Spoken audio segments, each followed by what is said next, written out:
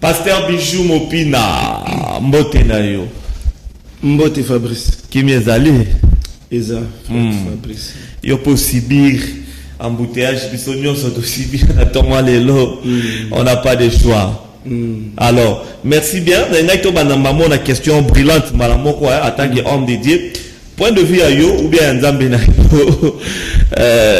Finalement, ba église ezali biloko, ba église feu mema kimia na bamboka, kimia na bana nzambe et puis solution na marambebele. Mais lorsqu'on vous voit s'affronter, ils ont ça là-dessous bien les cas. Il y a l'église musulmane, il y a quelques jours, je crois. Comment vous ça l'analyse à Marmou, surtout les gars qui, en tant que pasteur, il y a l'église des réveils? Ça va. Il y a un seul Dieu. Isakana, Nzambe Moko Oakelali Kolo Nase.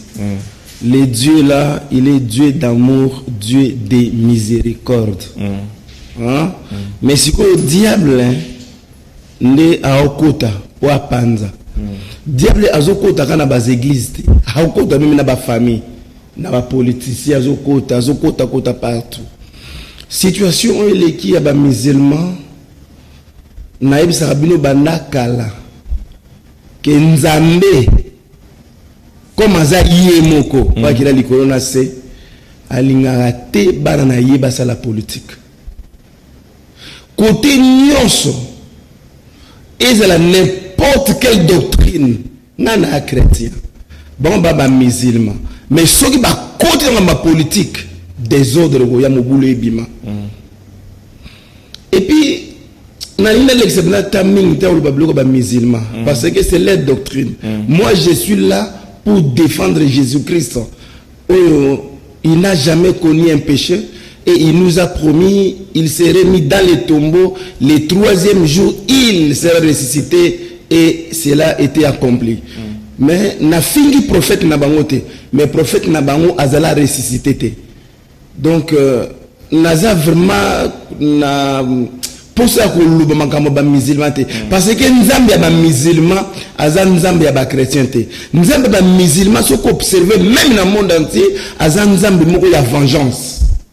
Pour na bango pour na ba musulman ba acte ba sali wana pour na bango bazo mona oza normal que auto sali boye. Et puis moi ça m'a étonné, vous tuez les gens, vous disiez halakubad, Dieu est grand parce que vous tuez les innocents même dans le monde entier, même je ne sais pas parce que ma nzambe za intellectualisme mais si ma nzambe za dit intellectualisme, les musulmans allaient aussi essayer de comprendre que Mangamwanzambe est sa sagesse divine. Comment on peut tuer les gens? Merci à Allah, donc Dieu est grand parce que vous avez tué. Vous avez il y a un moniti na moya rovanda te ko demere kunate na lobi que et logo le ki on a pona ba musulman bazo mona ngeza normal parce que bango ba vivaka na vengeance. Les musulmans vont vivre la vengeance. Ils n'ont pas de sens de la miséricorde. Parce que Nzambe na bango, le prophète na bango, il tuait les gens, non? La guerre sainte. Donc, si on boit la musulman, on te tue. Alors, Koboma, la doctrine l'église des réveils, oui, voilà. Il y a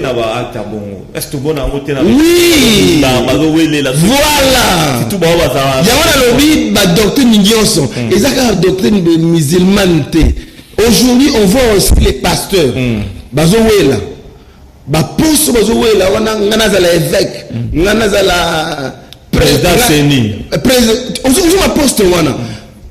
Moi nzamba ko koto na biloko wana te parce que ce que moi nzamba koto na biloko wana à cause de la influencé par comme ridicule parce que dans toutes ces histoires là la politique c'est l'argent qui circule mais bakono banga haute voité ozomona il y a maintenant un homme de Dieu, un vrai serviteur de Dieu a reçu une mission. Il y a un chef de l'église de réveil, il y a la thé. Parce que la fonction, tu votes. Tu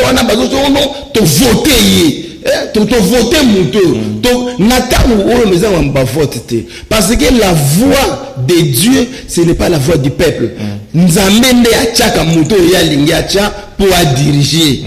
si manaye bino boyoka ye pour réussir mais si on le comme vote et puis vote on a bino ma serviteur pour la vote na tricherie ni sous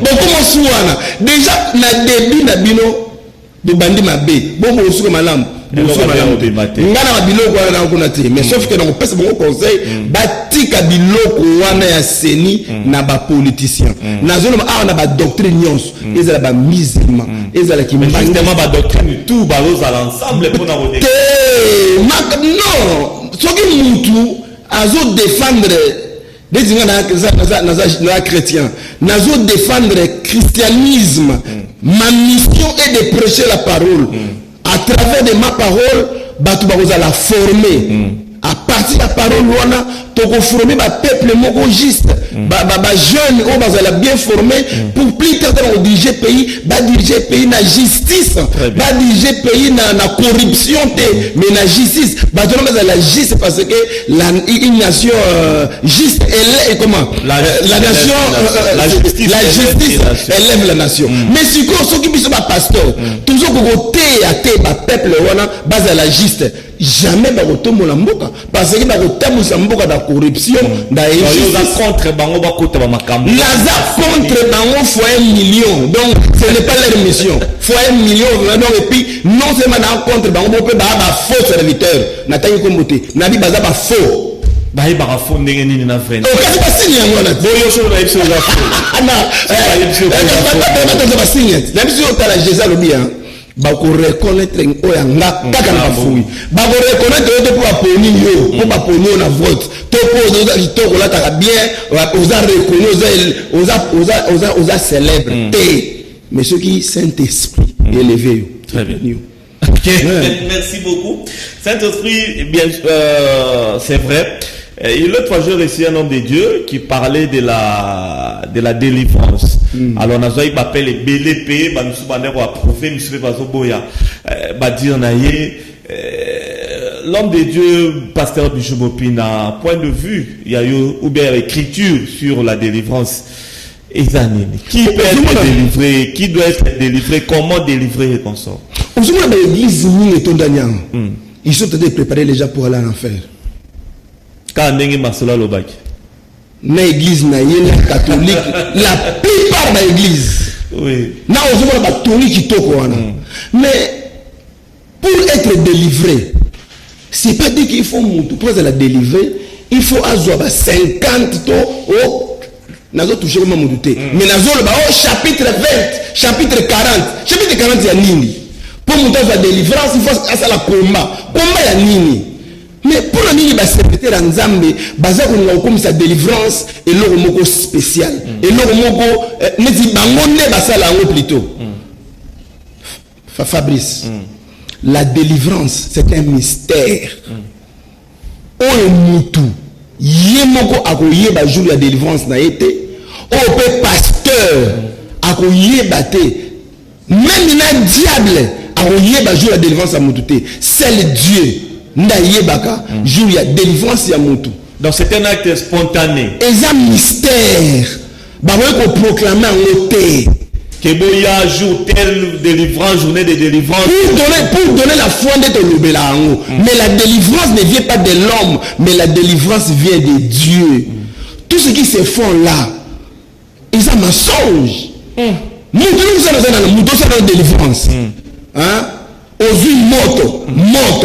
Na mwakeli batu nyoso moto ale moto zuwa kango buzika yo man pasteur zo moto za délivrer te yo moko za délivrer te yo zo moto ozo mwakela batu yo za délivrer ba benga on ba combat spirituel na émission za délivrer te avant moto ezwa mutu moto yeba nanu pana yo moko no zika po ko zika mutu. Mais et ça se passe comment alors délivrance? Voilà frère Fabrice ce que nalingi bato ba toucher ngaite Bible lobi Jésus a dit celui qui m'a vu a vu les pères. Les pères, il est le feu dévorant. Si les pères est le feu dévorant, les fils aussi est le feu dévorant. Si toi tu vis, ce n'est plus toi qui vis, c'est Christ qui vit en toi. Si Christ vit en toi, automatiquement tu deviens un feu dévorant. ngai na oluka na koma moto na yamba Yesu comme Seigneur sur la fana katuna ngana senga na koma moto so muta simi moto aozika ba passer ba ko enseigner batuté que batunde ba koma moto on ba zoka moto na batindela bato combien de ndeki basima bomba se bakufi tala soki ba bomba so ba ndeki bakufa ya solo nde ba ndeki basina ba église ba koma moto ndenge nini pardon ba koma moto ndenge nini Dieu transforme ses serviteurs à des flammes de feu. Okay. C'est par la prière, par le Saint-Esprit, on demande le feu. Ce qui nous a simbia ozika parce que ce n'est plus toi qui vis, c'est Christ qui vit en toi. Or Christ, il est le feu dévorant. Si nous sommes dans son moment, on est délivré à recevoir Jésus-Christ comme Seigneur et Sauveur. Comme Seigneur et Sauveur, dans la sincérité. Et ça, c'est dans la sincérité. On a un, pour que tu sois délivré, il faut d'abord recevoir Jésus comme Seigneur et Sauveur dans la sincérité. 2, il faut confesser, reconnaître tes péchés, demander pardon à Dieu. Ceux qui sont en Christ sont de nouvelles créatures, toutes les anciennes choses sont passées. Tu penses que non, tu devais demander pardon. Parce que tu as reconnu, tu as accepté Jésus. Si quand Jésus s'est mis le pardon à travers de son sang, on peut recevoir pardon dans ma belle, c'est ça qui. Mais maintenant, quand on a ici la matière de délivrance, nous tous avons besoin de délivrance dans la vie naïe. Et Seigneur naïe à reconnaître kaka mabe, oye, à sali, tout à zali ko sala, et à senga pardon pas en la sincérité. Puisque la délivrance ne se limite pas à chasser le démon, à faire parler le démon, mais la délivrance c'est d'abord la confession. C'est ce que les pasteurs ne le font pas.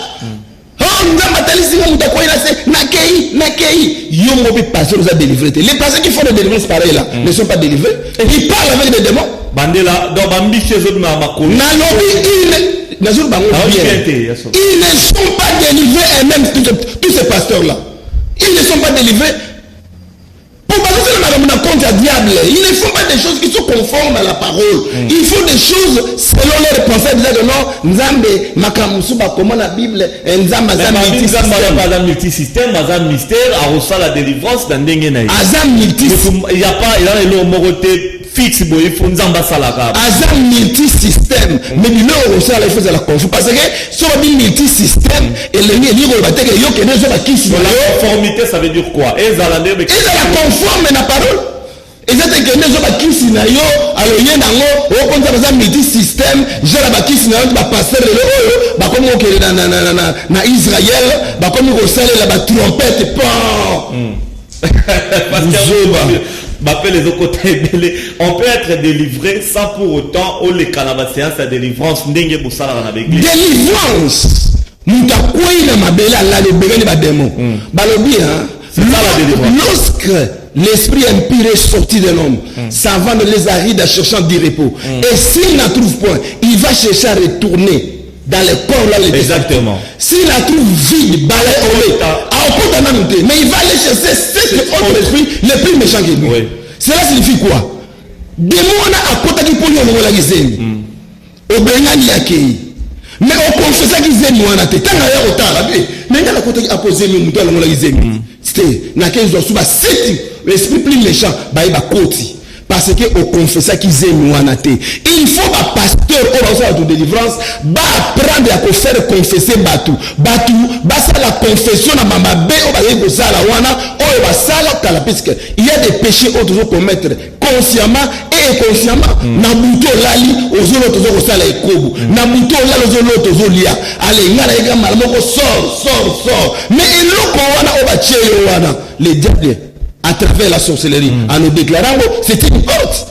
Si nous voulons dire délivrance, quelle délivrance? On est supposé enseigner de façon que Batou va se détacher na mokili, va se détacher na plaisir mokili. Mais vous avez des démons en poussant les gens de s'attacher dans le monde.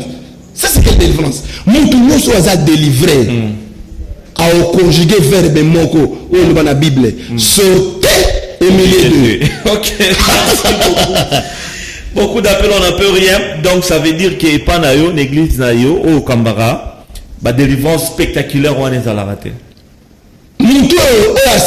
Spectacle, c'est le diable. bapasteur nyonso mona basala baspectacle nzambe atalisa ozo na tv wana oyo bazokoza magorodo oyo bamiseke tozobima bato oyo bazokosala mboko na poche oyo okeye na chambre oyo eza na petit mot boye azoleka awa petit mot ya pembe boye azoleka na batv na bainternet asali nini wana asali nini ye apesaka la prophétie nzambe atalisi ngai ozaki na mboka boye biloko boye woni eza baspectacle c'est le diable qui le fait eza makabo nzambe apesa ye akele eza likabo ya nzambe te nalobi wana eza likabo ya nzambe te eza likabo ya nzambe te likabo ya nzambe mutu ya nzambe nyonso amikitsaka mutu ya nzambe oyo azozwa place ya nzambe oyo aza komitombola asu mutu ya nzambe te koma yo oyeka boye oteya parole na nzambe obandi kotela loba ngana botelesa ngai yo kombono boye yo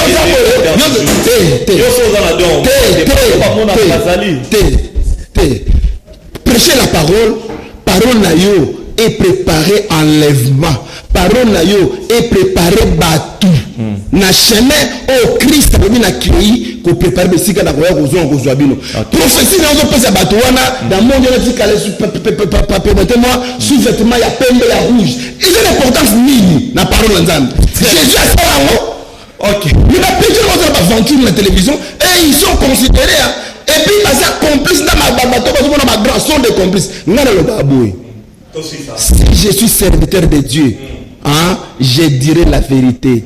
Je n'aurai pas peur d'eux. Parce qu'ils ont des possibilités et tout. Non, parce qu'ils sont tentés de prendre les gens pour aller en enfer. La délivrance, c'est recevoir Jésus comme Seigneur et Sauveur.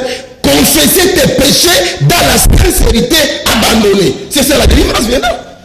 Merci beaucoup, Pasteur Bichou Mopina. Oui. Ici, numéro de contact là, avec cette vision.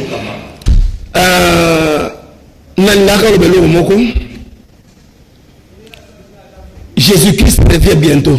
Basigne nyoso et comme wana haine, jalousie, trahison, amour d'argent, tout basigne nyoso koki. Tout bimana distraction parce que Jésus revient bientôt. Numéro nanga ya téléphone. Bato boye bato to sambela wapi to l'église nyoso kaka boye ba pasteur te ba pasteur wana ba mi yebi de ba kisi. Ba cause la juger plus sévèrement ba mi yebi ki ba ba kisi. Koboya kosambela te à cause ya pasteur koboya te je t'explique mon frère koboya kosambela te à cause ya pasteur mais et comment me faire accomplir numéro dans la téléphone les 0 243 90 92 91 227 00 243 je répète 90 92 91 227. Que Dieu vous bénisse. Merci beaucoup, Pasteur Bichou Mopina. Mesdames et messieurs, nous sommes arrivés à la fin. Merci à toute l'équipe technique. Demain, mercredi, une fois de plus, je serai avec vous. Restez branchés. Merci, Pasteur Bichou. Naïm Mabé. C'est sûr.